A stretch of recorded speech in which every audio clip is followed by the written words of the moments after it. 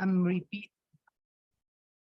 So welcome everyone, and thank you for participating in this third meeting regarding professional recognition that we have started and we will carry on. Sorry.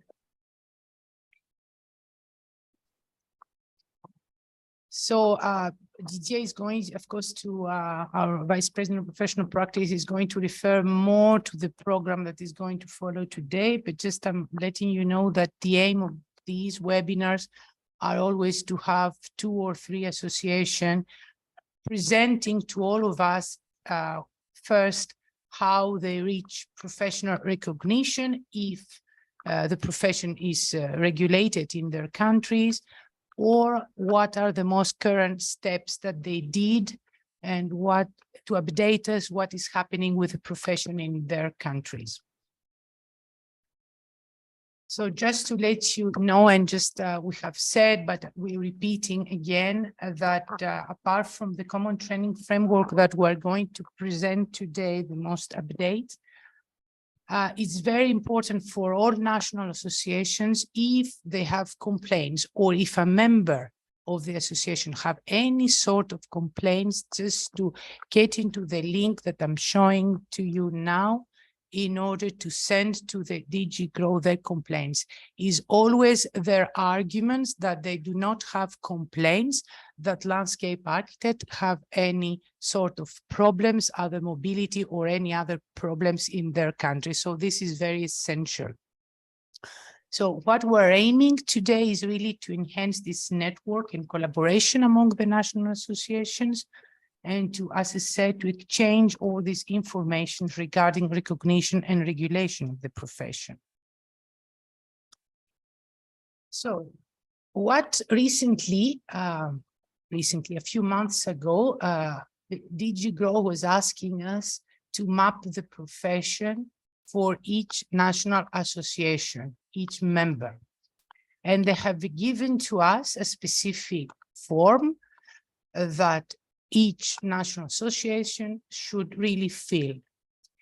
We have used, with the help of our inland partners, some countries that they have already participated in this inland program in order to get more easily some results regarding what is happening with the profession in their countries, and to see if this particular form that it was sent to us, it was easy for the people to fill it, or if we supposed to have some problems that we need to, of course, ask for more details, the DG Grow.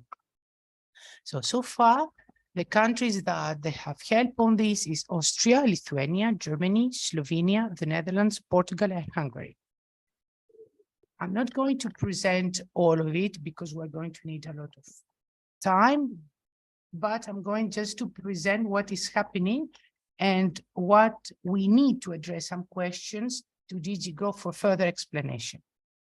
So far, this checklist is asking information about the title of the profession, about the situation of employment. And there, as you can see, let me put it this. They're asking about labor market analysis data and EU mobility data. From the countries that they have replied and they have filled this checklist, none could really answer this, the EU mobility data. So we need to ask more specifically what exactly they mean. They were giving to us in general, most of the countries, some information that, okay, our, for example, members are moving to other countries and so on, but we need to further elaborate this. Labor market analysis, only very few countries could really give us data on this. The other about regulation of the profession, okay, you understand that the countries that where the profession is regulated, they could give us some data, it is normal. As well, what is happening here on the training issue, they were asking also program characteristics, content of the program, and so on. Still that, okay, some countries that they had more than as it is normal program in universities, they were feeling that in a more short, anyway, we could say presentation. But we need to ask again the DG GROW, what is happening with the difference? It's bigger on this data. And the last thing, again, they were insisting on the educational program about the teaching, what are the modalities, and what is a training institution, and so on. And the most easy things that most of the people that were answering, of course, they were what are the knowledge and the skill and the competence, and if there are exams, and of course, the name of professional organization. So we're at the process now of formulating this question and asking more about what is happening. We had already an online conversation with them, but it was not really clear. And before proceeding, asking all the members to fill this checklist, the aim is, of course, to ask them to be more clear about how they want from us the analysis of the data and the specific issues of mobility as have been describing to you here. So this is, I think, my presentation. I don't want to go further and take more of your time. I think I spoke more than 5 minutes. So I give the floor to Didier, and of course, I'm at your disposal after all this presentation for any questions that might arise. Thanks very much. Thank you, Katerina. I think it's quite important to know that something is going to be distributed to all the national association, this members checklist or the checklist, because the DG GROW would like to know a little bit more about our mobility. If it's easy to be mobile on the European level or not mobile, and then they are doing this to evaluate simply also the profession. So be prepared that you are going to have this form to be completed. Now it's time to listen to the latest developments on the CTF work. And I would like to invite Jeroen de Vries to present the latest developments and what is the state of play of this project. Maybe Jeroen, you can share your screen. Excellent. And explain where does this coming from. Yeah. Yeah, does this work for you? Excellent, yeah. Okay. And do you see the next slide now? Also. Okay. Well, thanks a lot for the continuous story of the CTF. And I'll briefly have a back mirror view because maybe not everybody is informed. But what we did is IFLA Europe and ECLAS and together in the framework of the InnoLand project developed a proposal for a common training framework. It's with a number of partners in Europe, and there were 3 outputs: an exemplar master, the common training framework, and standards for education. And this common training framework, that's a common set of minimum knowledge, skills, and competences. And we want this to promote the free movement of professionals, to enable to practice easy in EU member states, and to be a recognized profession across the EU. Well, I have to close my door. Besides automatic recognition, it also will help to promote our profession and ensure high professional standards in the profession. Well, as most of you are aware, we had this very long process of developing these common standards, having discussion, and so that was a process of 2 years. And after this, the draft was approved by the ECLAS General Assembly. And then all the IFLA Europe delegates, they had time to give feedback until December 2022. And we included all the feedback and all the answers in the second report of InnoLand. So there you can see how your questions were addressed.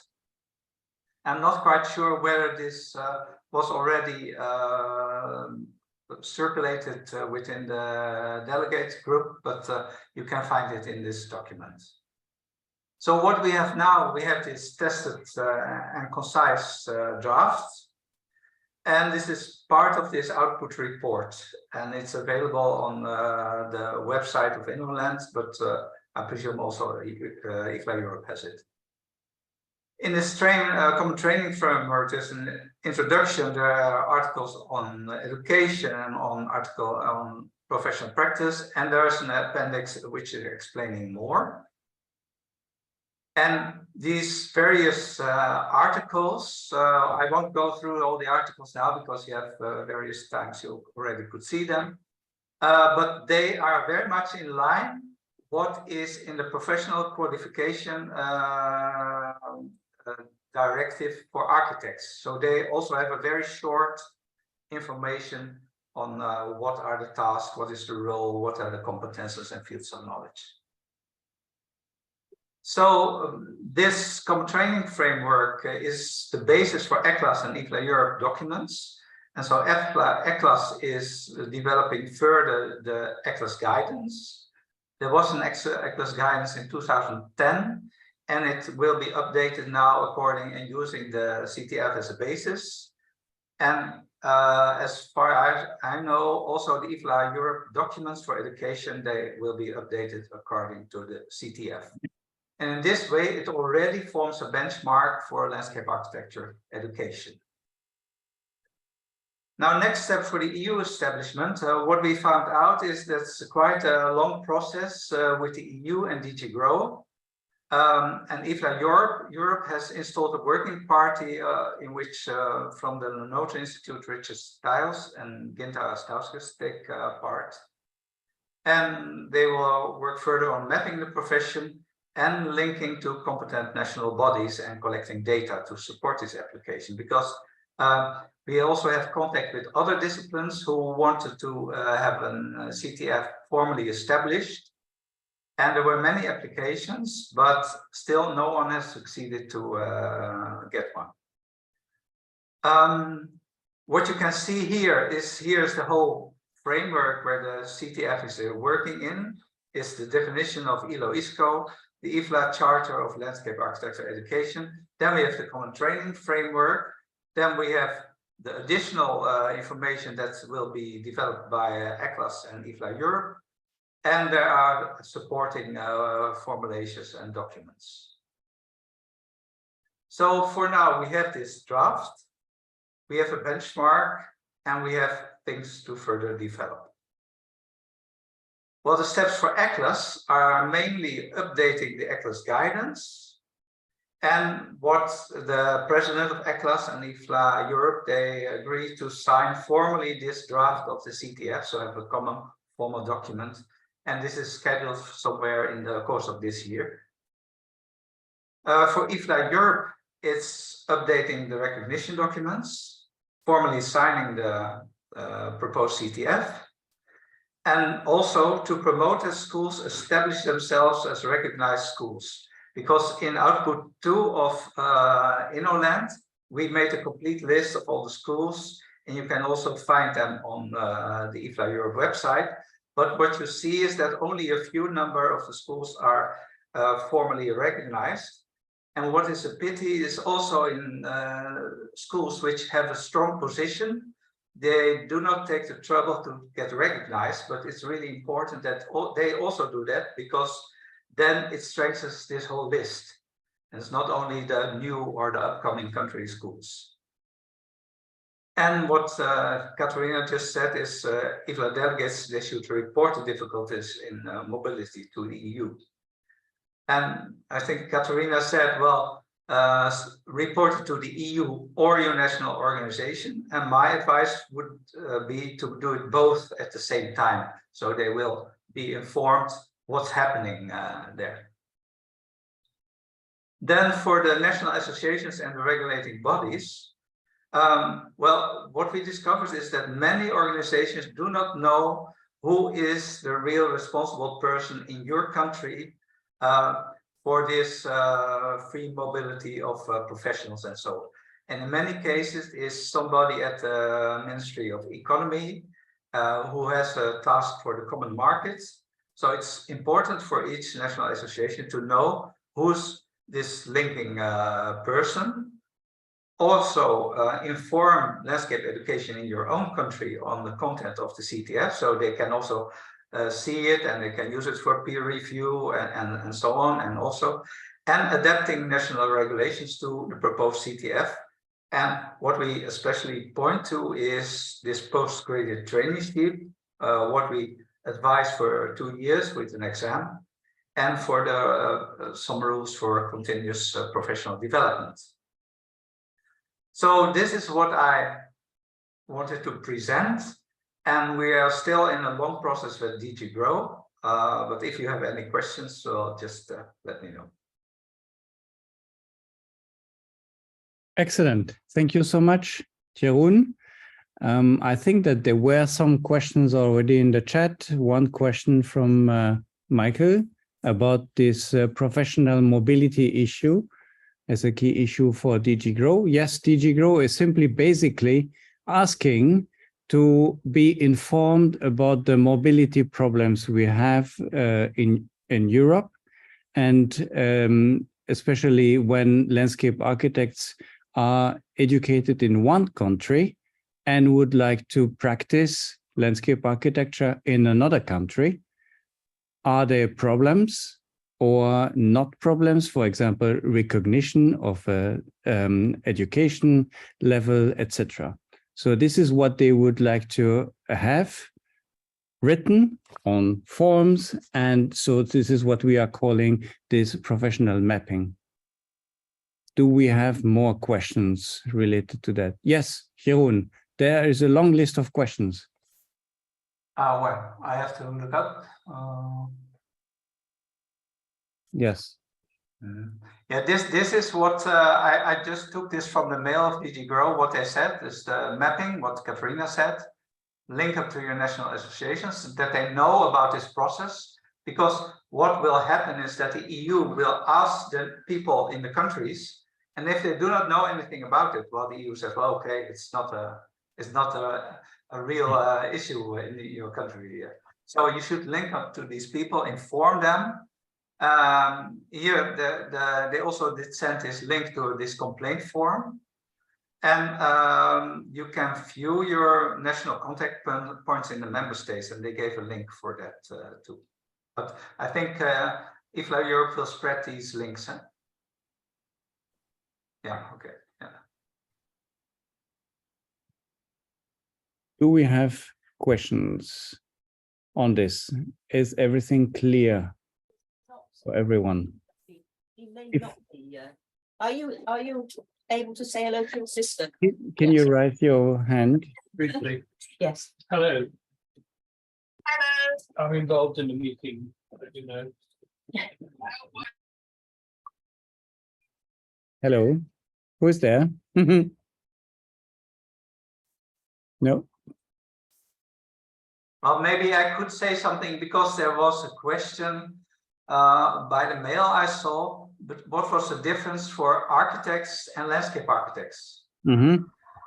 And what we see is that the architects, they are already in the professional qualification directive. And so they're automatically recognized when they go on. The landscape architects are still in the general system. And if the CTF is accepted, it works more or less like the architects. And one of the things is, but that's not defined in the CTF, and also not defined in the Professional Qualifications Directive, is that there is an organization of the architects who maps all the schools and makes sure that there's an exchange and that everybody knows which schools are recognized.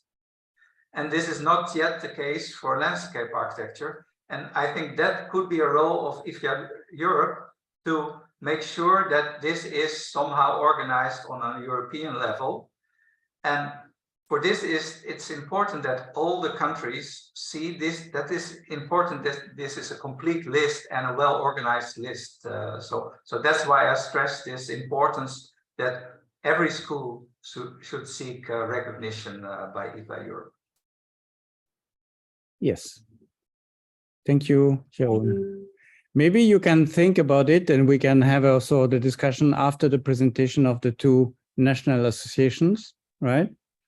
And now I would like to ask Naomi Taylor to present the Landscape Institute and the situation of the profession in England or the UK. Naomi, you are the head of the membership services. I am indeed. Thank you very much. Thank you so much. And if you can share your presentation, that would be very good. Can you see this, everybody? Can you see this? Yes, very good.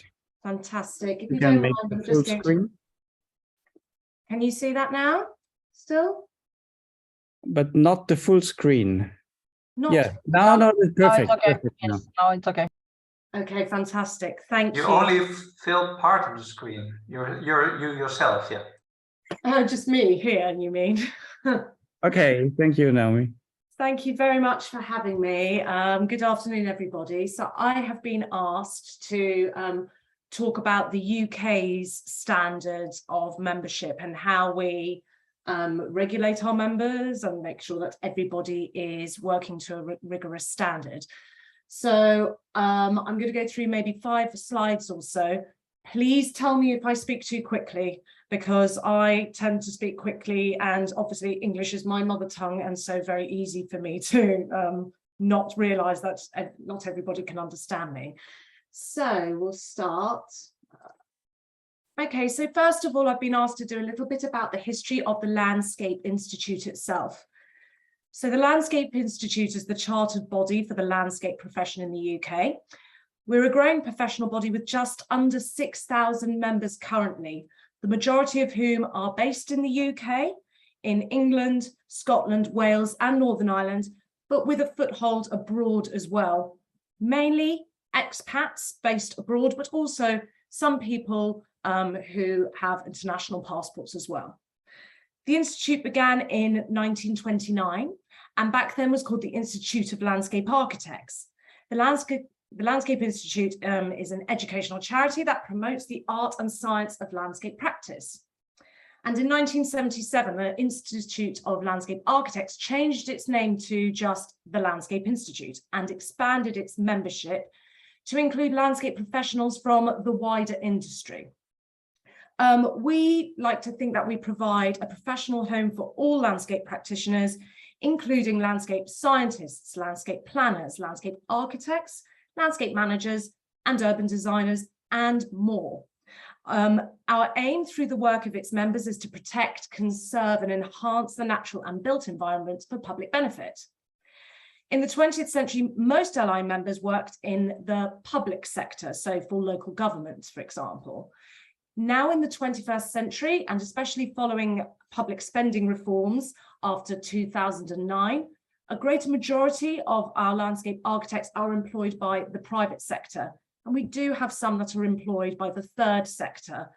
By that, we mean by charities in the UK. We have 12 branches in the Landscape Institute. We have 9 in England, and then 1 in each of the devolved nations. 1 in Northern Ireland, 1 in Scotland, and 1 in Wales. And I can see one of our Scottish members is on the call today. The branches provide membership services, events, and support to our members at a regional or country level. We have a code of practice which requires our members to complete 25 hours of continuous professional development every year. And we provide our members with the means to do that. We also encourage others from the built environment sector within other disciplines, such as town planning, surveying, engineering, ecology, and architecture to use our services for their own professional development. And we encourage them to join us as affiliate members to give the wider built environment professions a better understanding of what we do within landscape practice. So the Landscape Institute received its Royal Charter in 1997. As you can see from the picture here, I took a picture of it on our wall in our office because we're very proud of it. We have two designations that are aligned to our Royal Charter, and that is Chartered Member, which has the designations CMLI, and Fellowship, which is FLI. Fellowship, in effect, is Chartership Plus. So you are a chartered member, but are a little bit more than a chartered member. You've shown outstanding contribution to the profession, for example. So what is the Royal Charter, for those of you who aren't familiar with it? I've actually taken this from the official wording, so I will actually read this out. A Royal Charter is an instrument of incorporation granted by the King, which confers independent legal personality on an organisation and defines its objectives, constitution and powers to govern its own affairs. If the Landscape Institute wanted to make any major changes to its internal affairs, it would need to get approval from the Privy Council, which is a group of dignitaries and politicians who approve any changes to the chartered body's bylaws as delegated by the King. So the charter goes back essentially to medieval times, whereby the British King would delegate authority through the charter to a learned society or a university to give his stamp of approval. Therefore, it is considered the gold standard of status within a learned society for all professions. So not just ours, but we have chartered engineers, chartered accountants, oh gosh, so many chartered HR professionals, for example, many designations that have a charter. Therefore, we are having quite a few inquiries from other members based around the world asking to transfer their equivalent standard to the British standard. This year alone, we've had 7 inquiries from members wishing to transfer over to our standards, as it is highly regarded within industry, not just in the UK, but also abroad. In terms of our governance, the Landscape Institute is a registered charity alongside being a membership body. Therefore, we have multiple committees and we have an advisory council made up of the Institute's members and colleagues in the wider industry, along with our board of trustees. So just to explain our membership grading structure, in effect, we have 2 categories of membership, corporate and non-corporate. Our corporate members are our assessed grades of membership. If you are one of our grades of corporate membership, you must do 25 hours of continuous professional development, and you are able to vote in our elections, not just for our president, but for other honorary positions. Our non-corporate grades receive the same benefits as our corporate grades, but they do not have the right to vote in our elections, so slightly different. With regards to our corporate grades, I can talk you through them. So we have fellowship, which, as I said, is the highest form of chartered membership and is awarded to innovators, leaders and ambassadors in recognition that they've made a special contribution to the development and promotion of the landscape profession. We then have chartered member, CMLI, and this is the mark of quality and excellence for the profession in the UK. It communicates to employers and clients that they can expect the highest standards of professional knowledge and quality of service. We then have a relatively new grade of membership, technician member, which I'm particularly proud of because I launched it at the Landscape Institute. It's a corporate grade of membership for those in the landscape profession with technical and specialist skills. So technician members tend to be either those supporting the chartered landscape architects or those who have a very specific knowledge about an area within our competency framework, which I'll come on to later. We then have associate, which is a grade open for those who've completed their initial professional education. And this is the grade that enables you to join our pathway to chartership. If you have an accredited degree through the LI, then you are able to come straight in at this grade. However, if you do not hold an accredited degree with us, so for example, you may have done a landscape architecture undergraduate and postgraduate in Ireland, for example, or on the continent, then you can still become an associate and gain your chartership through us, but the initial barrier is you have to go to a member assessment panel where they look at what the degree courses you have done to make sure that you have met the same level of rigor as those who've done an accredited degree. Then we have academic member. So academic member essentially is those working in an academic institution, teaching in a teaching or research capability. Now, what's important with all these grades, as I said, in terms of the fact they have voting rights, but the commonality with these grades is they must undergo formal assessment in order to make sure we maintain the rigor of our Royal Charter. So those who assess these grades are our members who hold the level of professional registration the applicant is applying for or higher. So for assessment for fellow, chartership and technician, what this means is an application process alongside a professional interview. For associate and academic, it's an application which, as I said, either goes to the panel or the board have delegated to my team to be able to assess if they are suitable for academic or associate, as delegated, as I said, by board and our education and membership committee. Very briefly, our non-corporate grades are pretty self-explanatory. Student means studying on a landscape-related course or apprenticeship. You do not have to be on an accredited degree course, so it could be any course as long as it is landscape-related. Affiliate tends to mean somebody who is interested in the landscape profession but not working directly in it. For example, if you work at a big multidisciplinary organization and are an engineer, but do some work within the landscape architecture department of your company, perhaps you might like to be an affiliate so you can get some of the benefits from the LIs, such as some of our CPD events to help you understand the project you're working on. We then finally have retired membership, which are those who were formerly practicing as a chartered or fellow, but want to continue to be part of our network and keep abreast of the current issues. We then have also, in addition to this, a corporate grade of membership, which is for our registered practices. So industry can join us as a company membership, or a charity can join us, or a local authority, so a council can join us.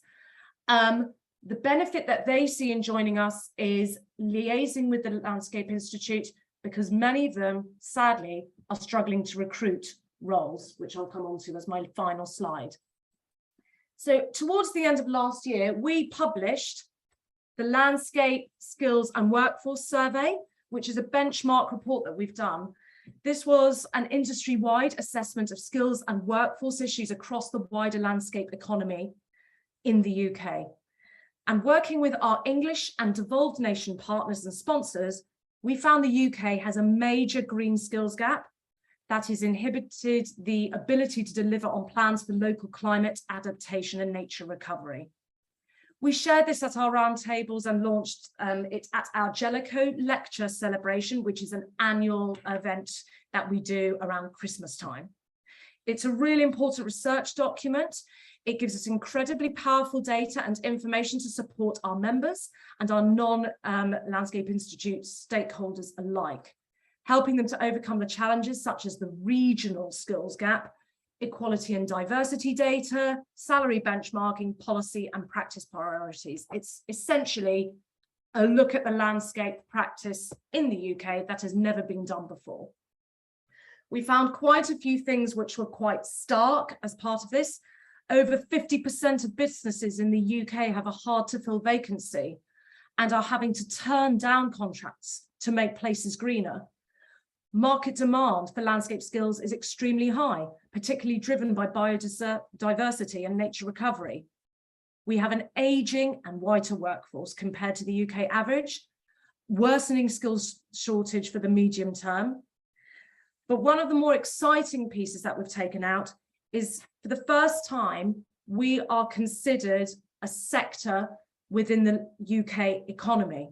And the landscape sector, as part of this research, we have found is worth £24.6 billion to the UK economy. That's more than the car industry. And we need to be able to shout about that. And we're delighted that finally landscape architecture is recognised as a job by the Office for National Statistics. So for example, if you went to go and fill in a passport form online, you now finally can type in, I'm a landscape architect, and it comes up and it recognises it. So that's great news, because before it would be very difficult to say what we're doing. So finally, I want to just briefly talk about how we're advocating for the landscape sector. So how are we lifting this off the page? This is only just been published in December, so we are only 6 months into what are we going to do about it. So I can tell you how within membership what we're doing about it. So the Institute publishes guidelines and regularly responds to government papers. We host a wide variety of educational online events, such as webinars and masterclasses that are open to both members and non-members alike. And we believe that this helps raise the skills gap, and the content is aimed at different levels of understanding. So whether you are a student or a fellow, we try and tailor our programme to everybody who comes along.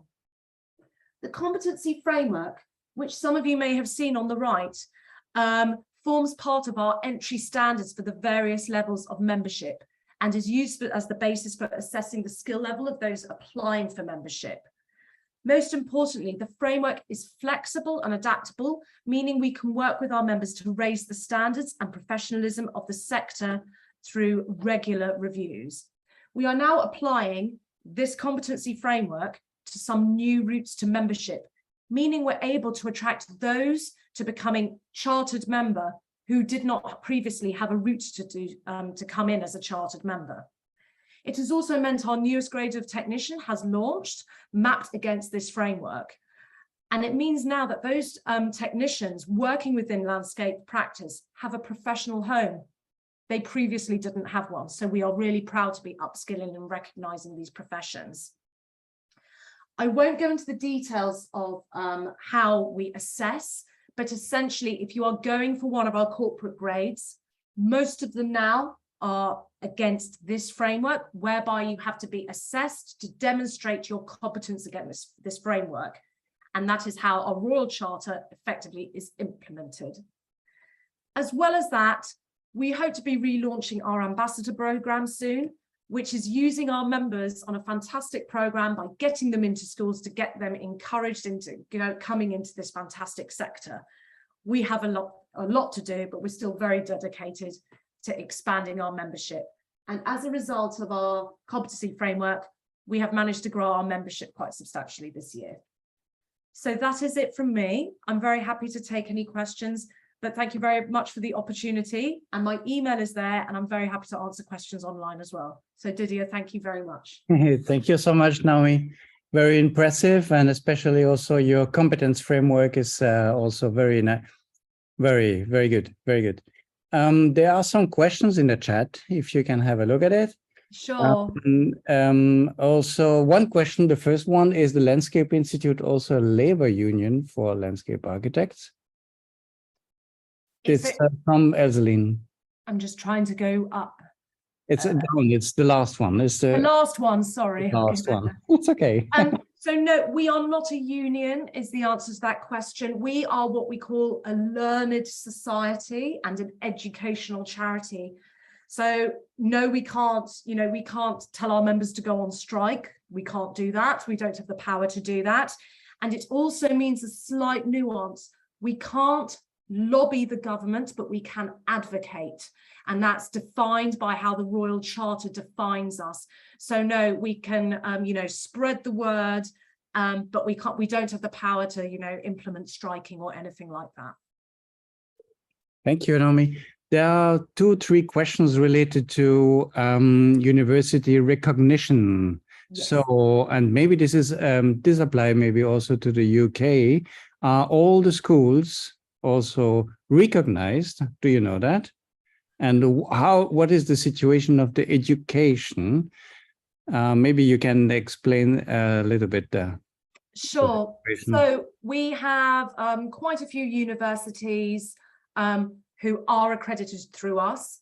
We have one more course which is about to become accredited, and it's for example, it's the University of Newcastle. So when there is a new course, we are very keen to give them that level of accreditation. That competency framework that you saw is what they are accredited against, because obviously it has to be against the charter. The course has to be relevant for them to be able to come out of university and gain their chartership. So that's why it all ties together with that. Do we have every course? I'm not 100% sure. We seem to be very good with the universities. What we want to do in the future, I can tell you, because I sit on the Education and Membership Committee, is we want to do recognised courses, so cognate courses that are relevant to our framework, but maybe not traditional landscape architecture, but could contribute to some of the way to chartership with a bit of extra learning, for example.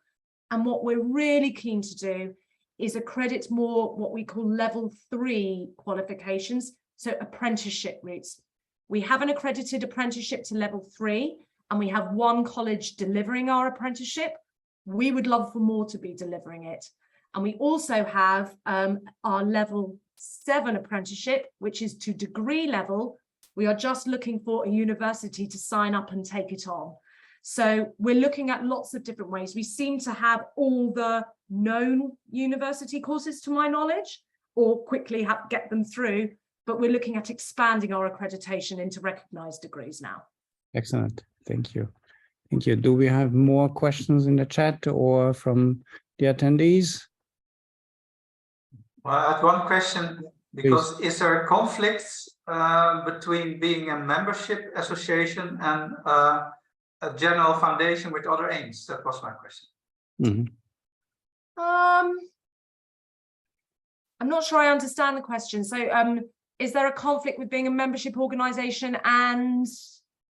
And while you said you're not only a membership association, but Yeah. you also pursue other aims. It is part of the membership offer for us to pursue those other aims. So we do, we do consult on policy. So we liaise with government about, for example, biodiversity net gain policy that's coming in the UK in November.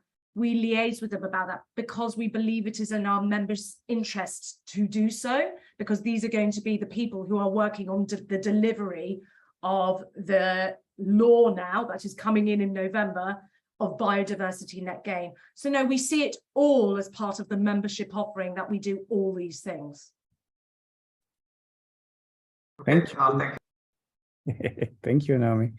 I have, if there are more questions, no, I cannot see more questions. Yes, wait a moment.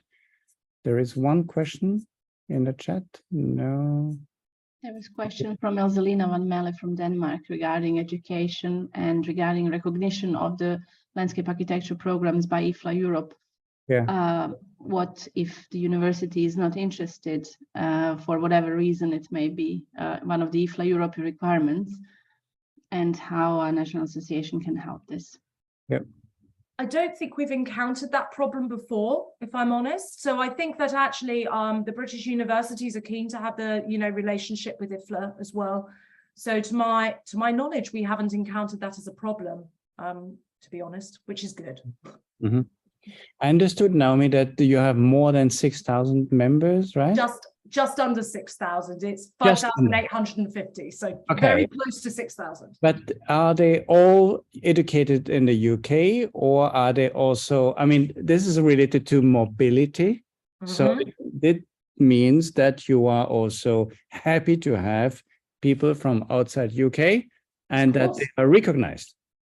Because this is, okay, then it's a very good case. No, we absolutely are. And as I said, for example, if you did a degree abroad and you were wanting to become chartered, we absolutely will consider that.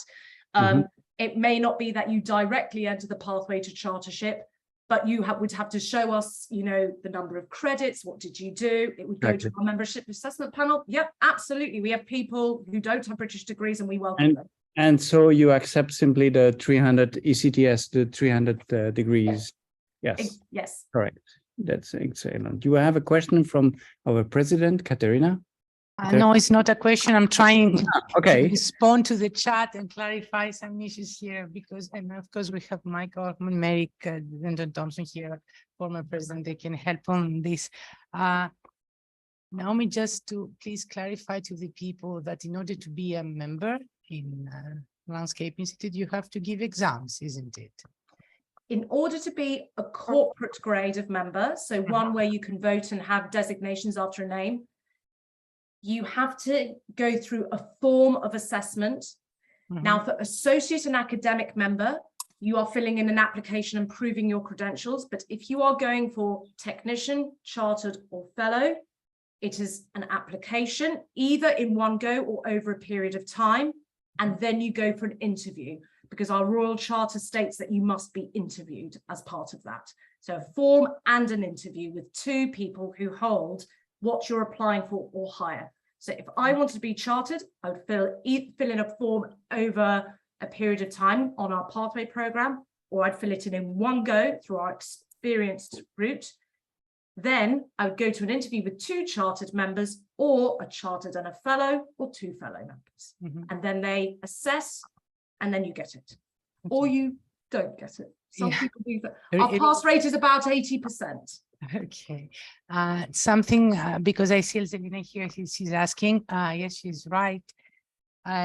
It's very recent. Now we got just an email from your new Vice President of Education, and we're going to meet next week, probably. We will see what is happening with the universities in Britain that probably you don't see them on the IFLA Europe list on the recognizes because not of the program, but because they didn't so far or for a few years, I don't know, communicate it, if you can say, we in order want to ask.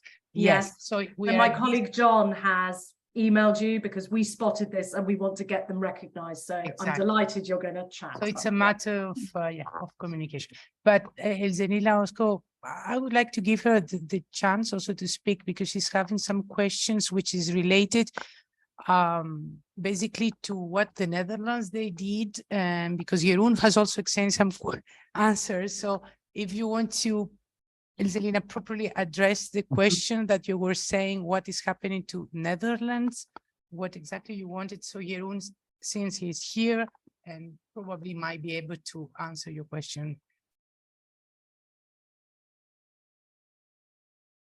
Elzelina? Are you there? Can you hear me? Okay. I'm outside, so it's a bit windy. Okay. Yeah, I'm just asking to share experiences as we experience also, just as the UK do, that for some years now, none of our university are communicating with IFLA and trying to get recognized. Some are, and if they should be able to, they have to make some structural changes in their educational program that they don't wish to do, as they consider the program relevant and up to date, relating to the standards that they are set up in the north of Europe or in Denmark in general. So I just wanted to hear a little bit about, since it's about recognition and it's very much linked to the education recognition, professional recognition is really made in relation with that. So it's just to have some contacts maybe for later on work as a IFLA delegate and or national association. We sometimes cannot push more than trying to support applications if they are going on, or trying to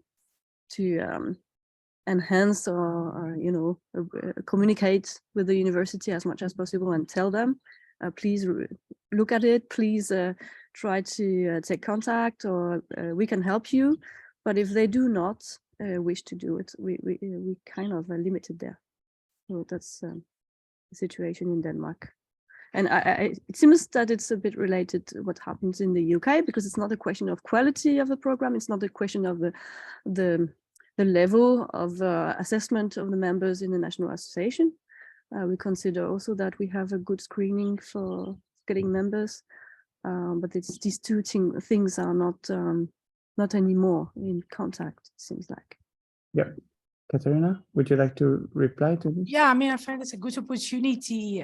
Probably first, okay, I will let Jeroen after to answer because he was answering something about the process, how they manage. But since we're at this process with Landscape Institute now, and then we might be in contact further to see how they were approaching. At least they might have another idea. I know the difficulty on this. The only thing that we did, in order to help this process as federation is, you are aware we have prepared this booklet on why to be recognized, okay? Just to give you more feedback somehow, but we cannot really interfere so much up to a point to the university to understand that. But I believe this is a good start since we're doing that with Landscape Institute now to start exchanging ideas. And as soon as we're going to have, I believe, this meeting with Mr. John O'Keefe, who is your head of education, we can again do probably a meeting with whom might be interested. I presume that Landscape Institute will be happy to share experience with people.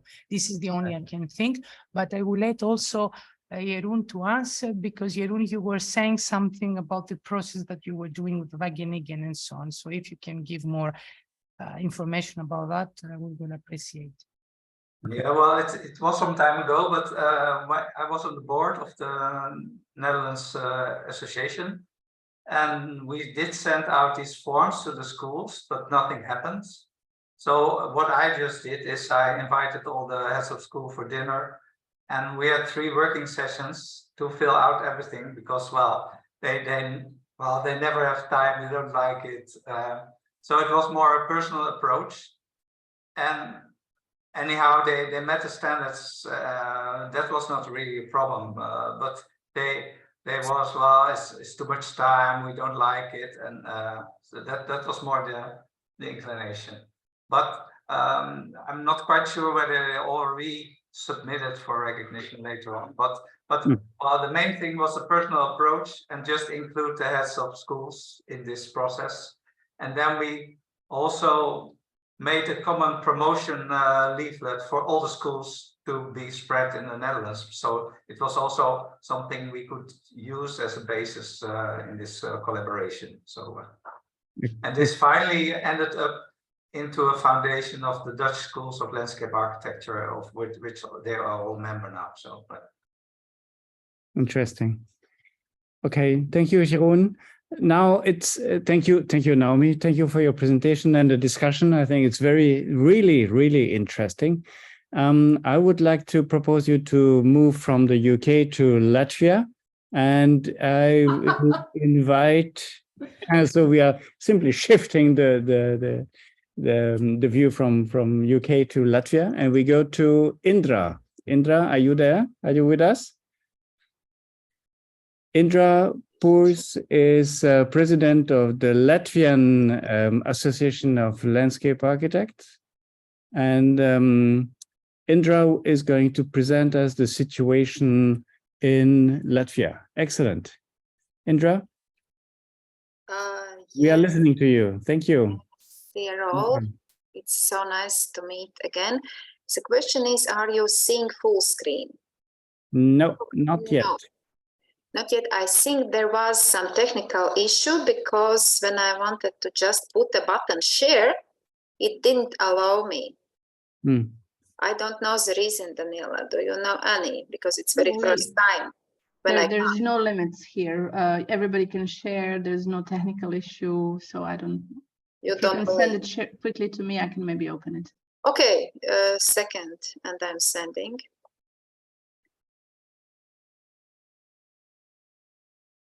Sometimes it's better to have while I'm doing this technical part, I will not be alone. So I'm introducing also my colleague, who is, we will speak both together, we will share topics. So Evita, can you please say hello to everyone and introduce yourself, who you are and what you represent.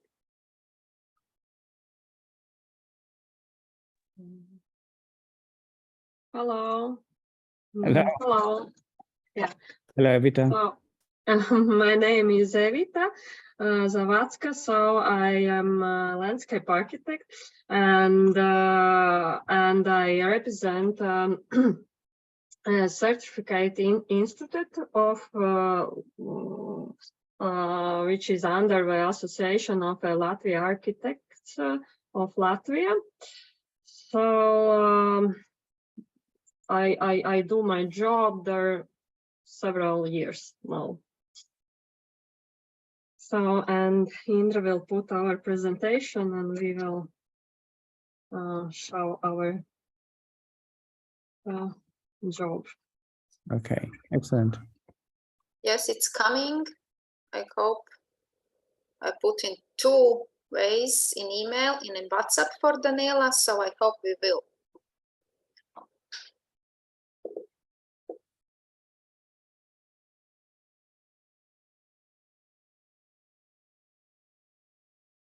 So yes, thank you, Daniela.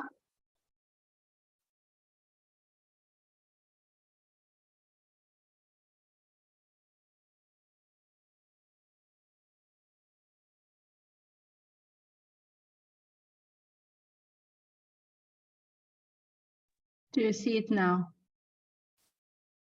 Yes, but not the full screen.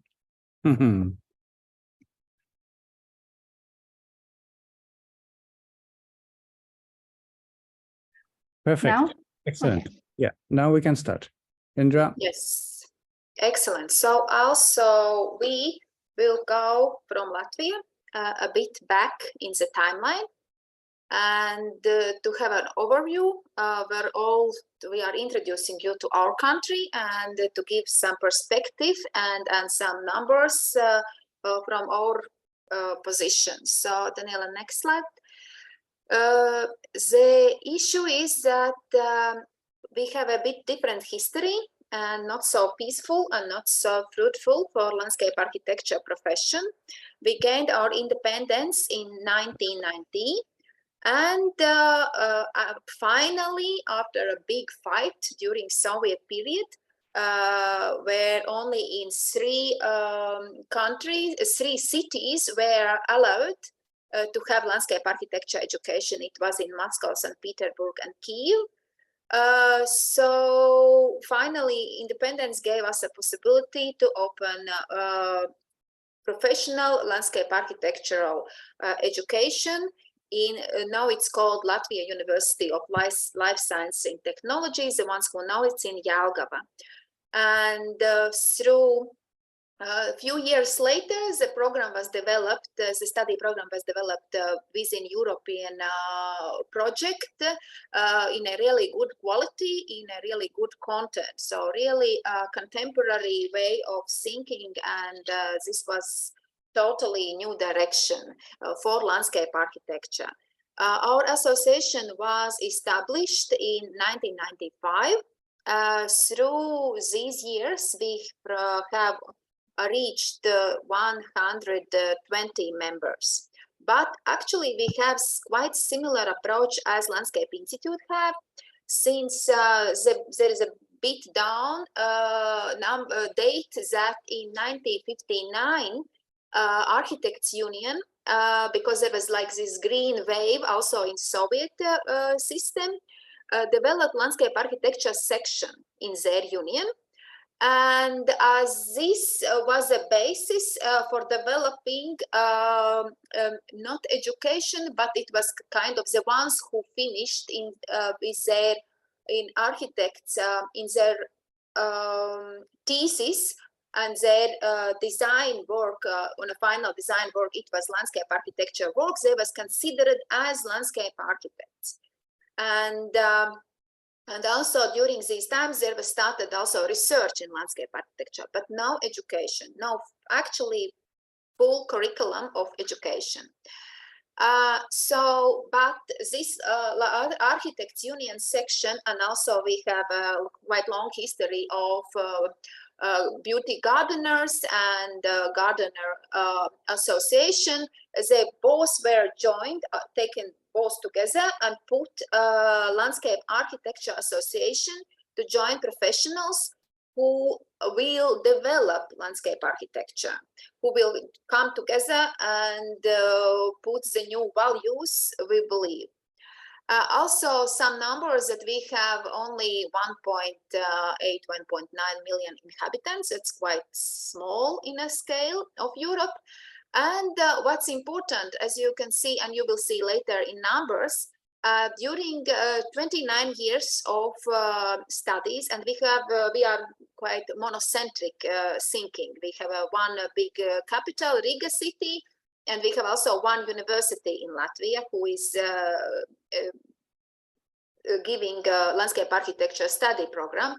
And so you can see that there is 546 bachelors. That includes also professional ones with 5-year studies. And in the later years, there was like these bachelors who has 3+ year studies, but we understand them as landscape architects when they finalize these professional master studies. So it means that these 33 are professional master studies. It's some change in a process, but in general, it's 5 years. Madara is with us, so she could help me if I'm in some details wrong.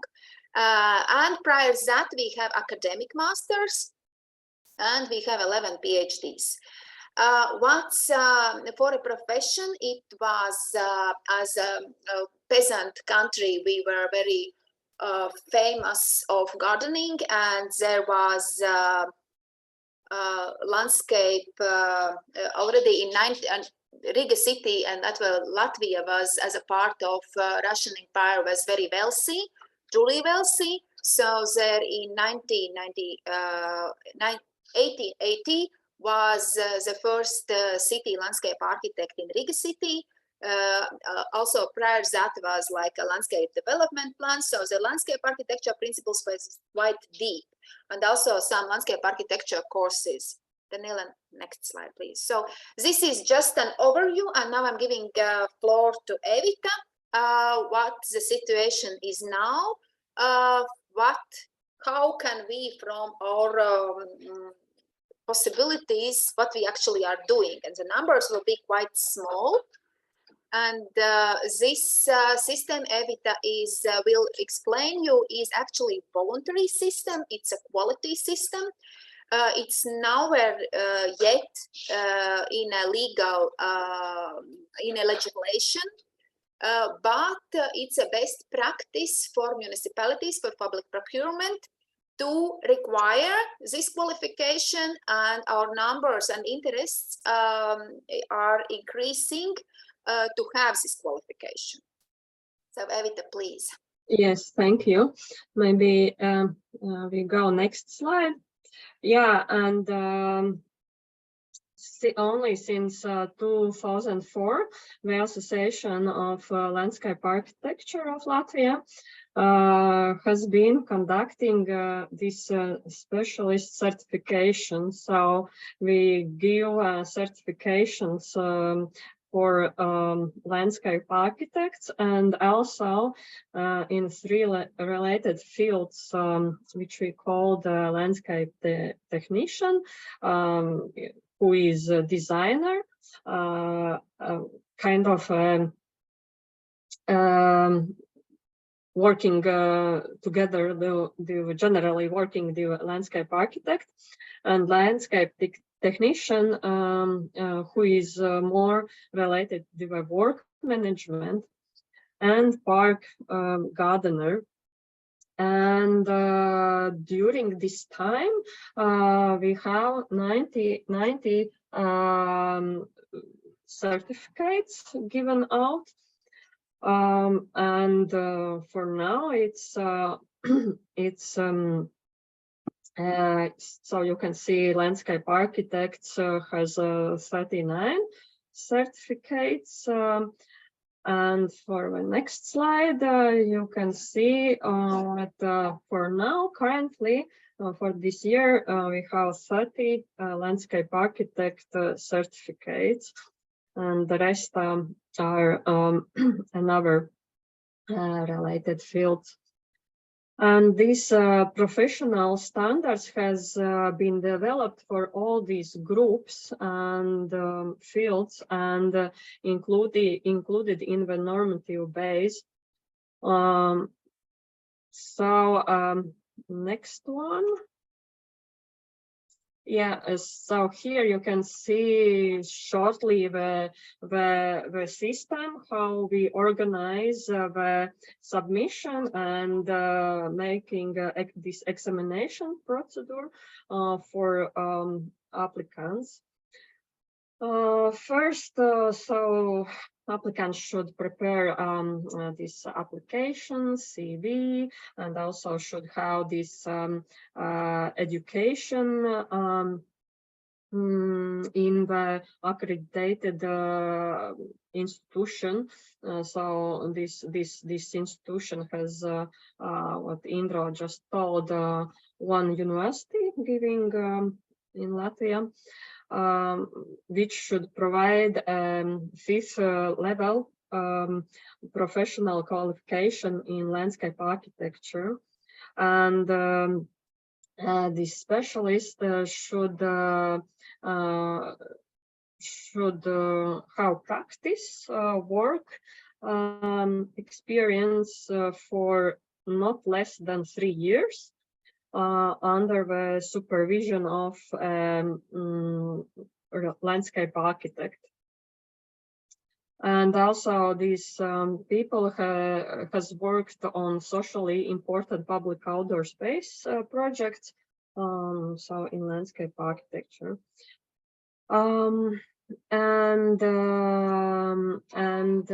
We are asking for 2 proof of practical activity, so these 2 technical projects, and also portfolio. And the next step, we have 3 experts who are reviewing. So one expert is reviewing these documents and these 2 projects, and then we organize this examination. So we'll come together 3 experts and 3 or 5 experts actually for now, and we have this interview at first. So this reviewer are reporting what he found and questions and so on. And then next step is we have this exam of natural systems, the plant recognition. It's kind of also the main part of this exam. And also we are discussing yes or no and what should be included in this examination and which part not.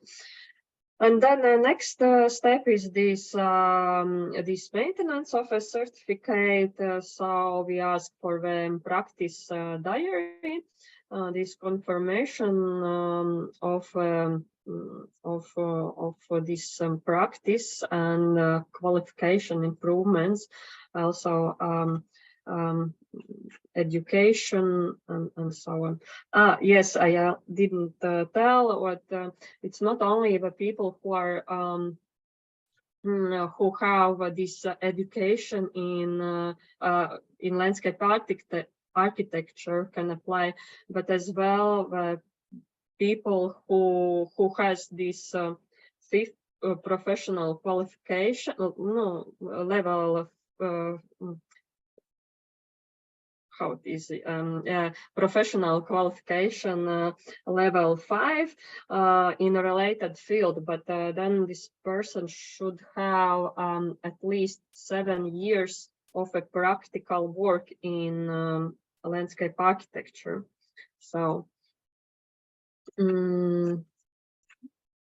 yeah, and next slide. Yes, and next. So now I give back word to Indra. Yes, so Landscape Architects Association, we changed our title a few years ago, and now we are discussing to change it back to Landscape Architecture Association, our umbrella organization, and we are working together with related organizations to take care of landscape professions. So this is how landscape profession map looks today. And we are working, so the landscape architect profession and its professional standards was developed and as a legal document in legislation in 2010. And all process Evita described is actually very strong, and it's a big work to do to apply for examination, to apply for certification. So it's not so easy, and in Latvia, the principles are like that we are writing standards. So it was not precisely previously in this way, but now the process is in a way that we are writing professional standards, and the professional standards are written by professionals. It's kind of requirement what business needs. So it's not universities writing actually curriculum of landscape architecture education. It's done by professionals. And so we are now in the process of finalizing updated actualization of landscape architects professional standard. But there was several professional standards which were developed in previous years in lower educational qualification level. So if landscape architect is on level 7, it means that it has master degree. It's 5 years studies at least. And so this is how it's defined. Previously, as it's good to know that we have like this professional bachelor who has these 5 years, and then this academic master plus 2 years, and then PhD. So now this goes to this level. A few years ago, there was a project where we were mapping, or my colleagues were mapping all professions, historical ones, new ones, and putting all this construction map of landscape professions. And there was identified need of landscape engineer. But for now we have not developed a professional standard for it, and we have a discussion what to do further. And I think it might be useful for Europe to meet together with ELCA or other organizations to discuss and map professions, what we are pushing and what we need. So, and quite recently, the ones Evita explains that we had this landscape technician, like a designer. So now the professional standard is developed and updated for it, and it's called landscape technologist, like with the ones who is dealing with technology. But this is college level education, so it is like a five this qualification system in Latvia, but I think it's quite similar to Europe. What we are searching for and working together with these ESCO codes. So I believe Europe also should, we need also brainstorm and development to review what's actually countries are putting in these ESCO codes. So this is like we are now referring to International Labour Organizations, these ESCO codes, but Europe is also developing its own. And there is, when I went to review and needed to put these ESCO codes, it was for landscape professions quite messy, since this is quite the same as a digital industry, very developing industry, and this all green industries, and the professions are really urgently needed to be defined. So these are the lower level professions, and I will not go deeper, but yes, Daniela, next slide, please. So now we are in a process of writing a law of architecture. Due to war in Ukraine, actually, we all were our working group were just not in a mood to work. But now we are continuing this year. And then next slide, please. And we hope that in 2024, all this process, which Evita explained, will be transferred under the law of architecture. So it's a big success that Society of Architects and Landscape Architects, we are commonly, and also Ministry of Culture agreed to put landscape architects and architects on equal level, absolutely equal, and also in construction, like this, in a construction, both in a creative industry and as a construction industry. And so they are totally equal. And also certified landscape architects and certified architects are totally equal. What distinguishes us are competencies. So this means that we will define in professional standards what landscape architects are competent of, and these competencies will go to what we can do, what are our professional fields of work. So we are working ethically, not stepping out of our competence like borders. So this is the main principle of this law. And it states also, firstly, landscape architecture definition of architecture, which was also never stated nowhere. Architects also in Latvia fight with the big problems, the same as we are saying that landscape architects has an issues all over. They also are quite under big construction industries and also need more visibility, more, so they were really motivated. There will be, as there already exists, National Architectural Council in Latvia, and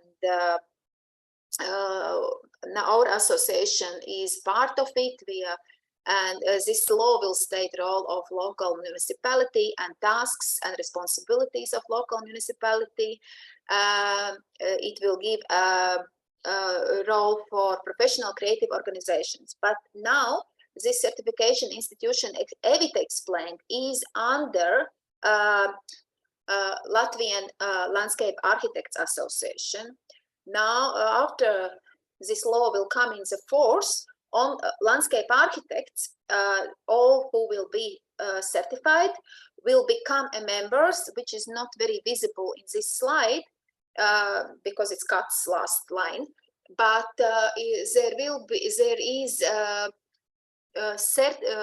collegium of landscape collegium of architects. So the all certified architects and all certified landscape architects will join together and move as self-regulating organization in this collegium. And then there will be more in detail like a council, general assembly, and they will be lobby organization, and the vision for now is that this collegium will work for landscape architects and lobby for them, and like NGO, like Landscape Architects Association will deal with landscape architecture, not landscape architects. So this is kind of, this vision is in that way. What is our compromise is a city architect's definition and city architect's office. There is no stated city landscape architect as mandatory and profession, so there is somehow compromise on this, but there is also written title protection, and so I believe I covered main things of the law. If you have questions, you can ask. Daniela, I think next slide, and I think it's mainly all. So if any questions, you are welcome. Thank you so much, Indra. Very interesting, your development, low development, 2024. There was a question in the, yes, it's very encouraging. There was a question from Jeroen in the chat that maybe you were looking for inspiration in other countries, or you simply decided this law yes, without doing a benchmarking, for example? We reviewed, me myself personally, most of European laws which somehow related to architecture. But since we were the ones who jumped after the law was already like for 10 years, it's in a process, this architectural law, and we are now for the last 2 years in a process. So we are on a board on an equal level. So we are not putting very strong our rules, but we are taking the structure, it's already on the table. But what is important, we are part of it, and it's not that ministry is writing law. It means that this law is written by professionals. So this is a big difference. I believe in other countries might be differently, but we are actually working group who is moderated by ministry, but the content is ours. Mm-hmm. So what we are considering at this stage is important, we are putting in the law.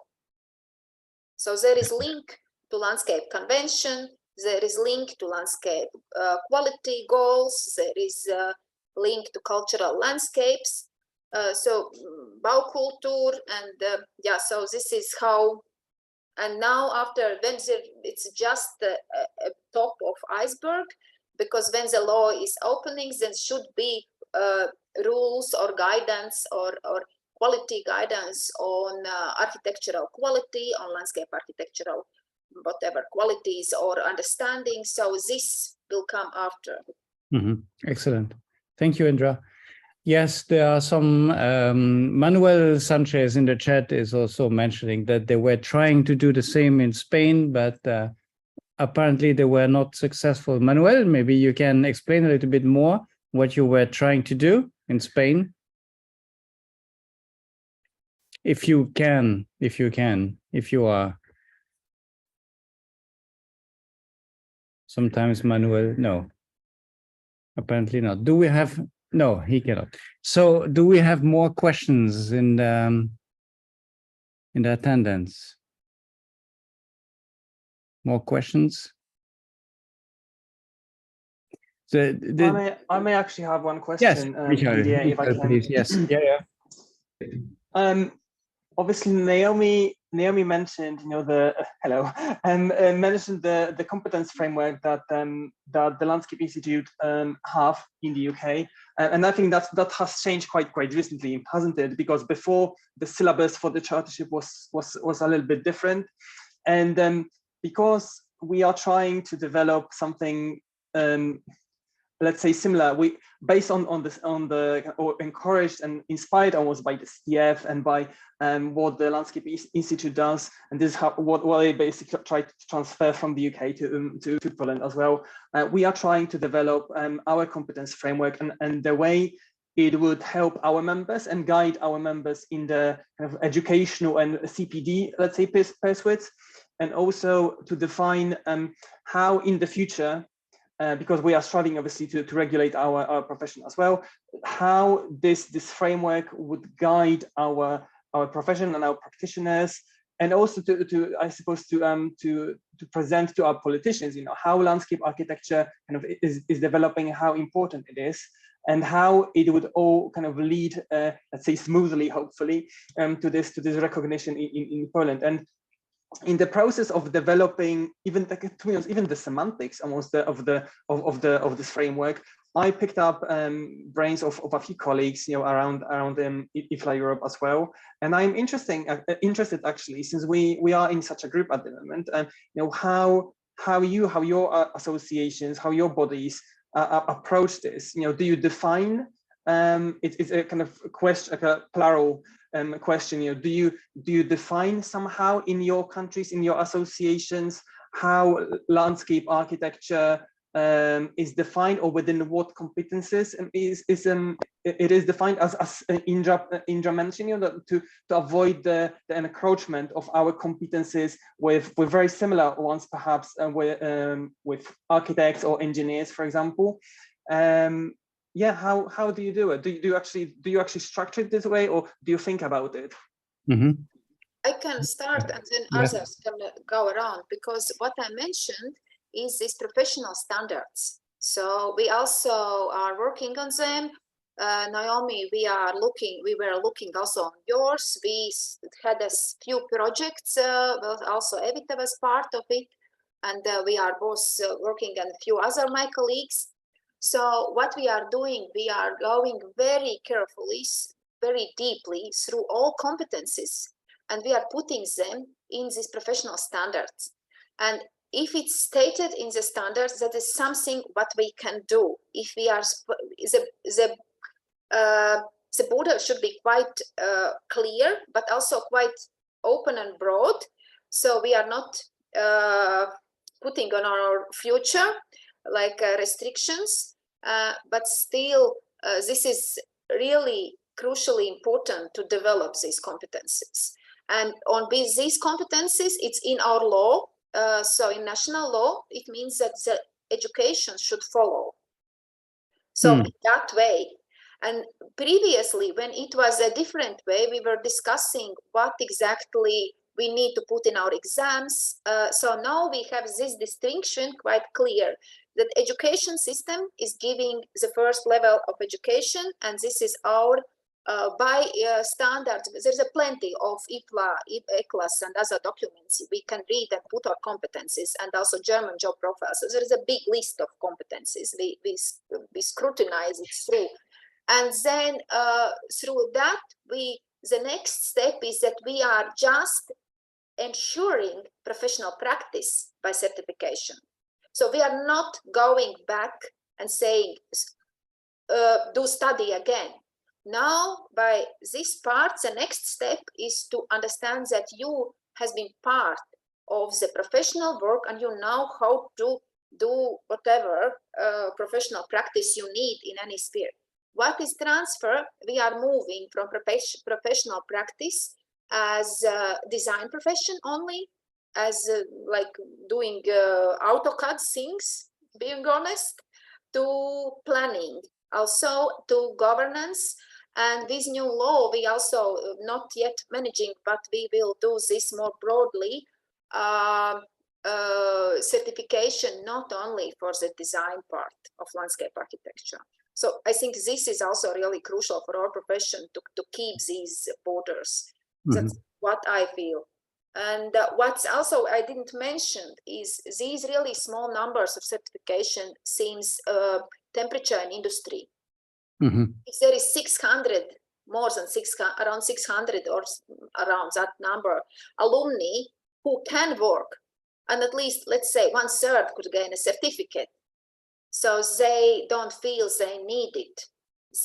That's why are in IFLA Europe level numbers of members, we are really small.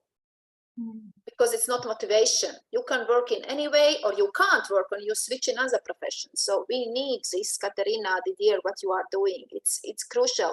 And I think this might be the question. So how many are finished universities, and what are the numbers which are actually working in profession? So this is more than a proof that we need some support. Thank you. Thank you, Indra. Yeah, impressive. Maybe we can listen to Landscape Institute. Naomi, do you explain? Can you explain also a little bit about your competence framework, and especially how did you get there? Sure. It actually was devised before I joined the Landscape Institute, okay. But I do know how it came up. We had an entry standards steering group made up of members and a consultant who looked at, all the areas of competence that we believe landscape professionals need in order to perform to a competent standard. In terms of it, I'm happy to share a copy of it in the chat after I've finished talking so you can see it. It's a pyramid and there are 3 sections. One section is professional competence. So things like ethics, judgment, law, legal frameworks, things like that. So arguably that section is what every professional in, if you're an engineer, if you're an accountant, if you are a lawyer, whatever it is, you must be able to demonstrate professional competence. So we have that section in the pyramid at the bottom. The next level up is core landscape competence, i.e. anybody working on landscape practice, whether it's a landscape architecture or design, or whether you're a soil scientist or an ecologist or an arboriculturalist or whatever, a digital photographer, whatever, must understand the core landscape competencies. We then have additional landscape competencies, and what that is designed to reflect is that we as an institute want to expand and be not just for landscape architects, but for other landscape professions within the landscape practice. So we do have a design and architecture route to choosing your competence, and many of our members do choose that because the majority of our members are landscape architects. However, our growing market are those choosing other ways of demonstrating competence for the charter, which is not landscape architecture. I'm very happy to share it, and you can have a look at it in detail where it gives all the detail. And then what we ask our members to do is demonstrate our A, B, C, D or D level of competence. So technician, you're looking to demonstrate D's and C's, charter, C and B, fellowship, B and A. So it's the same pyramid, and as you gain more experience and competence in your career, you move up the pyramid in terms of that experience. So the idea is to have one competency framework for junior entry into the career all the way to the top, and it is the same, so people can see their transition through their career. So that's how our members came up with it, and they liaised with academia, industry, public sector, and it was member-led. That was the most important thing. Our members who are doing the work led the group. Excellent. Thank you, Naomi. Very, very interesting indeed. Do we have more questions in the round here? But Naomi, your competences are not connected to the ESCO codes, right? So the you know, the ESCO codes from what Indra was using or presenting. No. Mm-hmm. But there's a lot of overlap, I was hearing. Yeah, for sure. More questions? If not, I think that I think we had a 1.5 hour webinar. I think it's very, very interesting and very good presentations and very interesting questions also. If we don't have more questions or discussions, topics, for sure we are going to share the presentations, if we may, yeah. And yeah, thank you for the link in the chat. And this webinar has been recorded, so you will find again the recordings on the website of the IFLA Europe. I would like to ask Katerina for short conclusion or 2 words. Yeah, just 2 words. Yes, please, 2 words, because we are on time. That's good. Thank you. Thank you, Didier. For me, and I think for all the colleagues attending the webinar today, it was really very enlightening, if I can say, very inspiring. It is exactly what we wanted to achieve through these webinars, to motivate people and for all the others to know what your colleagues are doing. So if you want more information, get in contact with them. But I think, and for IFLA Europe, there were a lot of ideas that they were put on the table for us to work further regarding the professional recognition and helping the association. So I think there were really good ideas there that we can work. And thank you very much, both of you, Naomi, Indra, and Jeroen and Gintaras, for this. Regarding the common training framework, I don't know, Jeroen, if you wish to say something, if there is something that is going on, or it has, I know that the program has finished, but if we shall expect, if our members shall expect something more of the work that you are doing or done. Well, there's a working party, that's the only thing, organized by IFLA Europe. And we have Richard Stiles from the Notes Institute in this group, and with DJ as for the professional practice. And I think Katerina, you, so they will keep up the communication with DG Grow. And they also attended meetings with other professions, which are in the same situation. So, but I expect this will take some time, but the better prepared we are. And I'm also quite happy that in more countries, the profession is regulated on an EU level. So we see this growing list of countries, and that also helped with EU regulations. So, well, it's a process now, and Innoland hands it over to IFLA Europe. Thank Excellent. you. Thank Thank you, you. Jeroen. I think, yes, and we have also with us Fritz Oak, who has started some years ago all these meetings and trying to help us with the regulation and at European level. So, and the former presidents that we have also with us, okay, Tony, Michael, and I'm not sure if I miss someone from the board. So anyway, thank you all for attending. We will keep in touch anyway about the process. And yes, that's all for me. I'm not sure if I've forgotten anything, but No, but let's announce maybe after our General Assembly in October, we are going to have another update on another webinar.